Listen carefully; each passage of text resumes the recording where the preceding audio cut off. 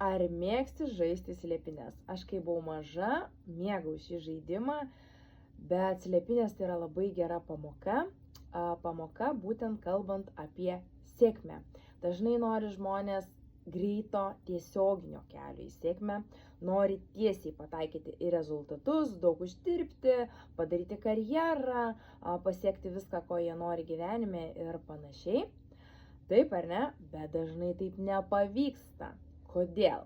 Dėl to, kad sėkmė yra kaip slėpynės, vadinasi, tu turi patikrinti labai daug vietų, kaip ir per slėpynės, kad rastum tą savo sėkmę. Juk kai žaisdavom slėpynės tiesių taikymų, nenueidavai ten, kur žmogus pasislėpęs, nes tu nežinodavai, kur jisai slypi.